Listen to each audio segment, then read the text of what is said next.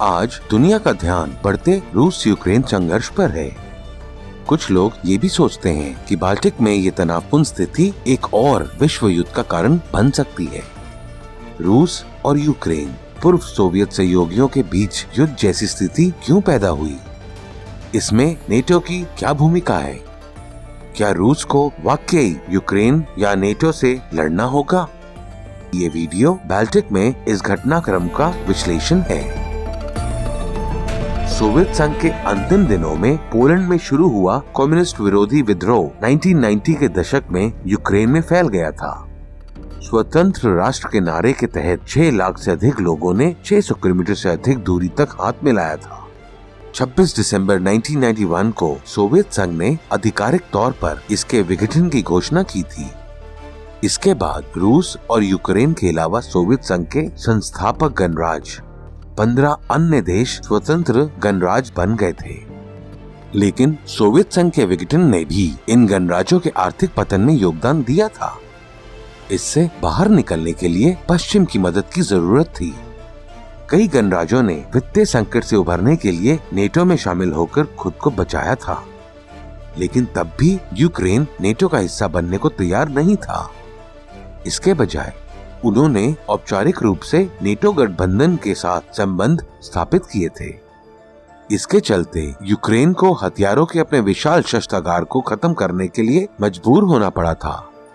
Soviet संघ के विघटन के बाद यूक्रेन के पास लगभग 3000 परमाणु हथियार, UR-100N अंतर महाद्वीपीय बैलिस्टिक मिसाइल और RT-29 लंबी दूरी की मिसाइलें थी।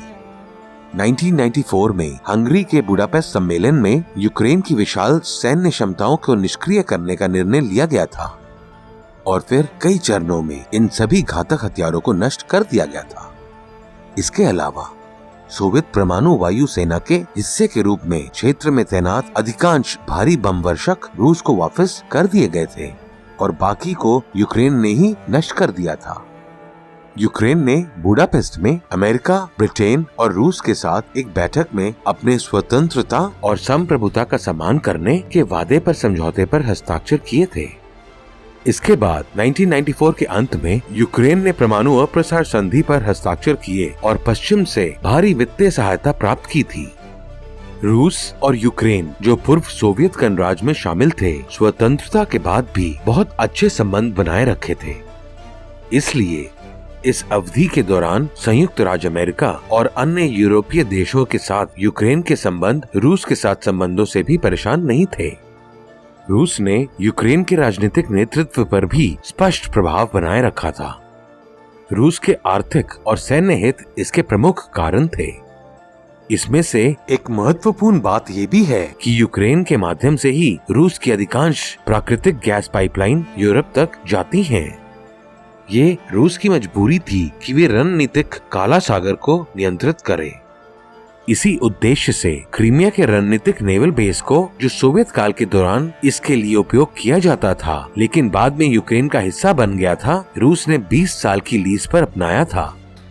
रूस ने क्रीमिया के ठिकानों को इस शर्त पर पट्टे पर लिया कि वे यूक्रेन को $97 मिलियन प्रति वर्ष का भुगतान करे। यूक्रेन को भुगतान रूसी गैस पाइपलाइनों की कीमत के लिए किया गया था। लेकिन पुतिन के रूस के राष्ट्रपति बन जाने के साथ रूस ने यूक्रेन पर सख्त प्रतिबंध लगाना शुरू कर दिया था। पुतिन का लक्ष्य रूस को पुराने सोवियत गौरव में वापस ले जाना है। पुतिन पूर्व सोवियत गणराज्यों का गठबंधन चाहते हैं। ये सभी क्षेत्रों में आर्थिक सहयोग के प्रलोभन द्वारा पूर्व सोवियत संघ को अपनी छत्र छाया में लाने के यूरोपीय संघ के प्रयासों को विफल करने के लिए था।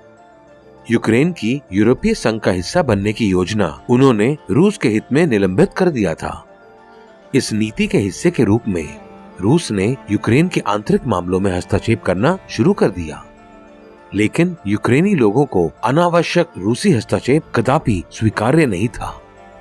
2004 की यूक्रेन चुनाव की घटनाएं इसका एक उदाहरण थी। विपक्ष के नेता विक्टर युशचेंकोव के खिलाफ रूसी समर्थन से लड़े यानुकोविच ने चुनाव में धांधली करके चुनाव जीता। इसके खिलाफ बड़े पैमाने पर विरोध प्रदर्शन हुआ और पुनः चुनाव द्वारा युशचेंकोव फिर से सत्ता में आए। उनकी पश्चिमी समर्थक नीति ने रूस को बहुत परेशान किया। युश्चेंकोव ने यूक्रेन को नेटो में लाने की कोशिश की, लेकिन रूस के असंतोष के कारण फ्रांस और जर्मनी ने इसका विरोध किया। बाद में 2010 के चुनाव में यानुकोविच यूक्रेन के राष्ट्रपति पद पर लौट आए। इसने कई यूक्रेनियनों को नाराज कर दिया और सरकार के खिलाफ बड़े पैमाने पर विरोध प्रदर्शन हुआ। यानुकोविच अनिवार्य रूप से रूस भाग गया और विपक्ष ने सत्ता पर कब्जा कर लिया। उसी वर्ष मार्च में रूस ने क्रीमिया पर कब्जा कर लिया। आज यूक्रेन के पूर्वी हिस्से में रूस से करीब कई इलाके यूक्रेन से अलग होने की तैयारी कर रहे हैं। अविश्वास के स्तर तक बढ़ा दिया है। यूक्रेन का आरोप था कि रूस उनको पैसे और हथियार दे देते थे। इसके बाद से इस क्षेत्र में जबरदस्त संघर्ष चल रहा है। 2014 में एक मलेशियन एयरलाइन की उड़ान को विद्रोही बलों ने पूर्वी यूक्रेन के ऊपर उड़ान भरते समय मार गिराया था, जिसे गलती से एक यूक्रेनी विमान समझ लिया गया था।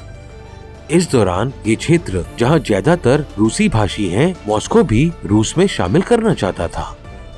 नेटो 1949 में अमेरिका, ब्रिटेन, कनाडा, फ्रांस और 8 यूरोपीय देशों द्वारा गठित एक सैन्य गठबंधन है। इस गठबंधन का मुख्य उद्देश्य सोवियत विकास का विरोध करना था। तब से अधिक देश नेटो में शामिल हो गए थे, लेकिन सोवियत संघ के पतन के बाद नेटो का महत्व केवल नाम मात्र रह गया था। 2020 में गठबंधन में शामिल होने वाला सबसे आखिरी देश उत्तर मैसेडोनिया था। आज लगभग 30 देश संगठन का हिस्सा है। किसी भी यूरोपीय देश के पास नेटो में शामिल होने का अवसर है। आज रूस, यूक्रेन और बलूचिस्तान सहित सभी पूर्व सोवियत शक्तियां नेटो के साथ सहयोग कर रही हैं। लेकिन रूस के पास यूक्रेन के नेटो में शामिल होने का विरोध करने के कई कारण हैं। जब सोवियत संघ के विघटन के बाद शीत युद्ध समाप्त हुआ था, तब नेटो ने रूस को आश्वासन दिया था कि नेटो यूरोप के पूर्व में नहीं बढ़ेगा। लेकिन तब से 10 से अधिक देश नेटो में शामिल हो गए थे, जिनमें लगभग 7 पूर्व सोवियत सहयोगी और 3 गणराज्य शामिल थे। लेकिन यूक्रेन के शामिल होने से नेटो बलों के पास रूसी सीमाओं तक पहुंचने की स्पष्ट संभावना होगी। पुतिन का मानना है कि इससे इस क्षेत्र में रूस के प्रभाव के लिए कई चुनौतियां पैदा होंगी, विशेष रूप से काला सागर और गैस पाइपलाइन में रूस का प्रभुत्व। इसलिए पुतिन का लक्ष्य नेटो के भड़काऊ कदमों को रोकना है। नियमित सैन्य अभ्यास के नाम पर रूस ने बड़े पैमाने पर इस क्षेत्र में अपनी सैन्य उपस्थिति केंद्रित की है। इसमें लगभग 1.5 मिलियन सैनिक, हजारों बख्तरबंद वाहन, सैकड़ों लड़ाकू जेट और काला सागर पर एक शक्तिशाली नौसेना भी शामिल है। 15 फरवरी से सैटेलाइट इमेजरी के अनुसार मॉस्को ने बेलारूस, क्रीमिया और पश्चिमी रूस में बड़े पैमाने पर सैन्य तैनाती की है। इसमें 1 लाख से ज्यादा सैनिक और अटैक हेलीकॉप्टर भी शामिल हैं। आगे के रास्तों पे तैनात जमीन पर हमला करने वाले विमान और बम वर्षक भी तस्वीरों में देखे जा सकते हैं। ये ज्यादातर यूक्रेन के उत्तरी और उत्तर पूर्वी क्षेत्रों में स्थित है। दक्षिण पूर्वी यूक्रेन और क्रीमिया में, जिस पर 2014 में रूस का कब्जा हुआ था, एक बड़े हवाई अड्डे की तैनाती भी दिखाई दे रही है। और रूस में परमाणु हथियार ले जाने लायक विमान और बैलिस्टिक मिसाइलों के साथ भी अभ्यास की गई थी। इसके बाद ऐसी खबरें आईं कि संयुक्त राज्य अमेरिका ने यूरोप में अपने परमाणु हथियार भी सक्रिय कर दिए हैं। ऐसी भी आशंकाएं हैं कि इससे दुनिया एक और परमाणु युद्ध की ओर जा सकती है। लेकिन महामारी और आर्थिक संकट से त्रस्त इस दुनिया को अब युद्ध में घसीटा जा रहा है, जिसे स्वीकार नहीं किया जा सकता। यही कारण है कि भारत ने ये आह्वान किया कि पूर्वी यूक्रेन की स्थिति पर चर्चा की जानी चाहिए और शांतिपूर्वक ढंग से हल किया जाना चाहिए। रूस ने कहा है कि वे नेटो से बात करने को तैयार है। इस बीच पश्चिम का दावा है कि रूस पूर्वी यूक्रेन में विद्रोहियों के साथ सौदेबाजी कर रहा है। चूँकि रूसी अर्थव्यवस्था बड़े पैमाने पर युद्ध की अनुमति नहीं देती है, इसलिए पुतिन जीत के लिए अंतिम प्रयास का सहारा ले सकते हैं। इसलिए हर जगह तनाव से बचते हुए यूक्रेन मुद्दे को बातचीत के माध्यम से हल करना दुनिया के सर्वोत्तम हित में है।